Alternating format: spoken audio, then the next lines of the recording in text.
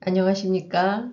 오늘은 기적 수업을 공부하는 순서와 텍스트를 읽는 법에 대해 구체적으로 알아보겠습니다. 먼저 공부 순서는 어떻게 될까요? 가장 자연스러운 방법은 책을 순서대로 공부하는 것입니다. 우리는 텍스트를 먼저 읽으면서 기적 수업의 사고 체계를 익히고 워크북을 하면서 그것을 삶에 적용하는 법을 배웁니다. 그 다음에 하느님의 교사가 되어 다른 학생들을 가르치며 그 과정에 발생하는 문제점들에 대해 교사 지침서를 참고하여 풀어나갑니다.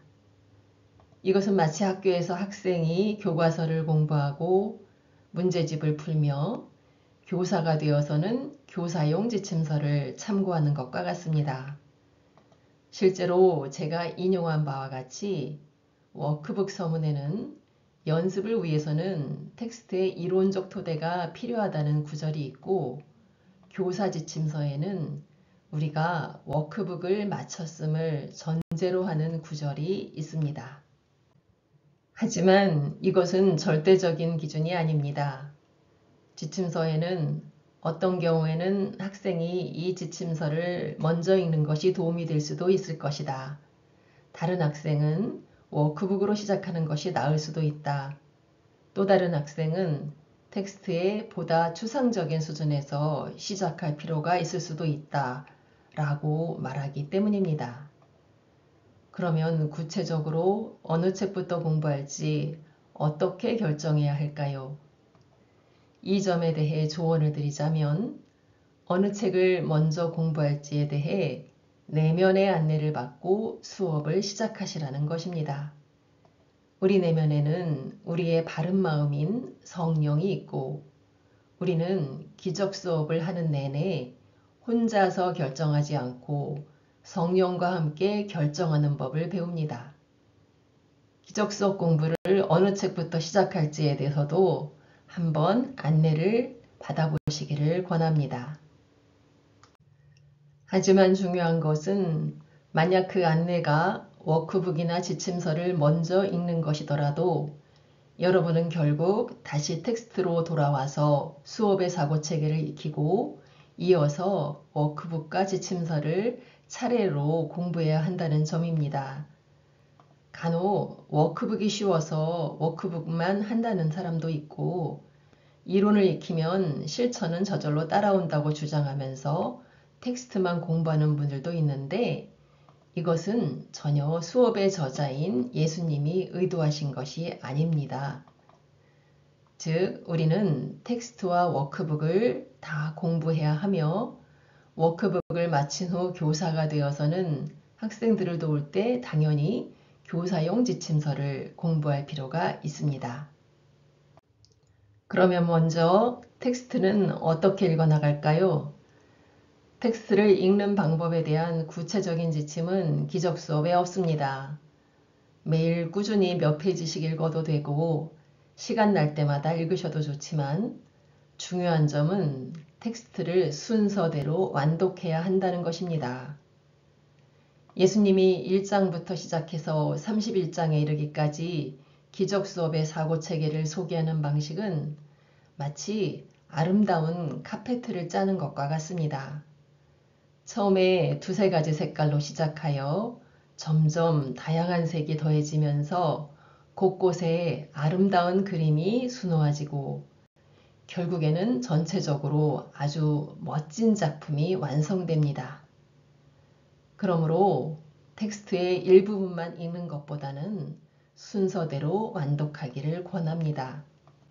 한국 기적수업 공부 모임의 텍스트 읽기 프로그램에 참여하셔서 매일 두세 페이지씩 읽으면 1년 만에 완독하실 수 있습니다.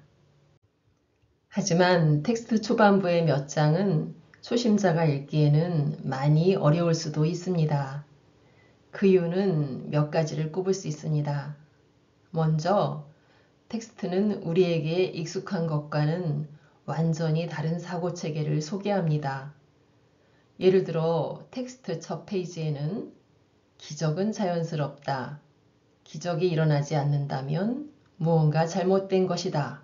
라는 구절이 있습니다. 하지만 우리 대부분에게 기적은 자연스러운 것이 아니라 평생 한번 일어날까 말까 한 로또 같은 것입니다. 그러니 텍스트 초반부를 읽을 때는 억지로 이해하려고 하지 말고 가능하면 새로운 사고체계에 마음을 열고 배우려는 자세를 가졌으면 좋겠습니다. 둘째, 수업에서 예수님은 기적, 속죄, 용서, 그리스도 등 기존에 사용되던 개념을 재해석하여 사용하는데 이때 별다른 설명 없이 자연스럽게 사용하기 때문입니다. 헬레는 어느 날 예수님께 수업의 용어들에 대한 설명을 요청했는데 예수님은 그 요청에 응하면서 이것은 이론적인 철학 수업이 아니며 정확한 용어 사용에도 관심이 없다.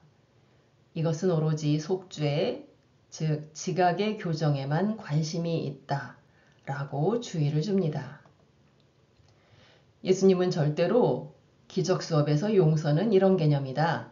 1번 밑줄 짝 이런 식으로 알려주지 않습니다.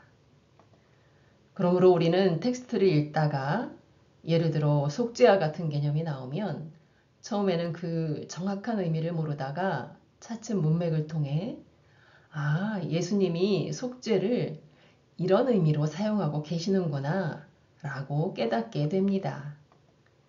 그것은 마치 문학작품을 감상하는 것과 비슷합니다.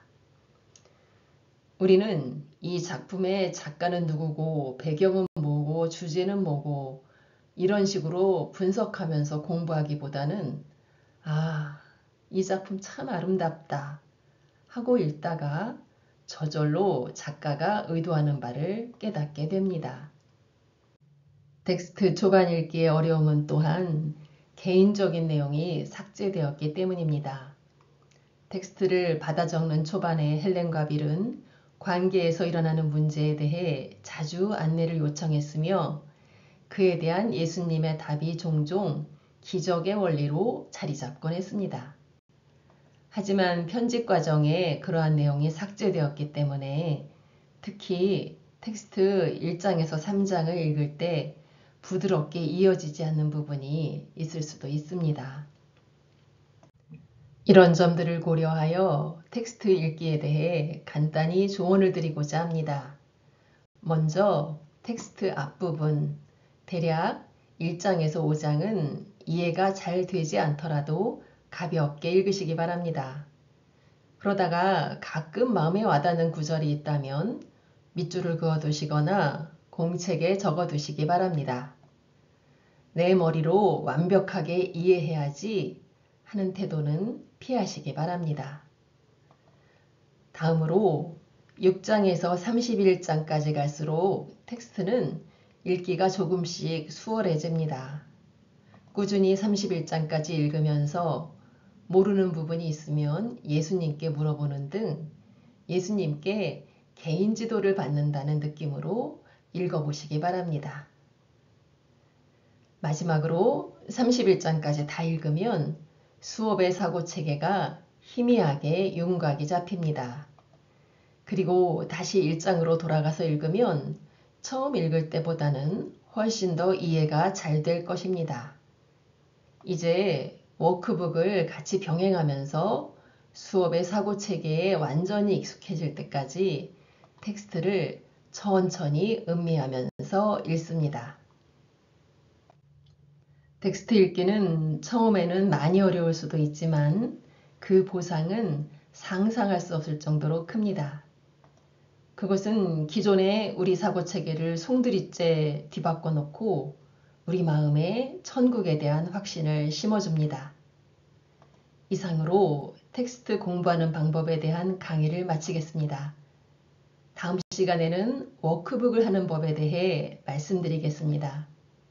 경청해 주셔서 감사합니다.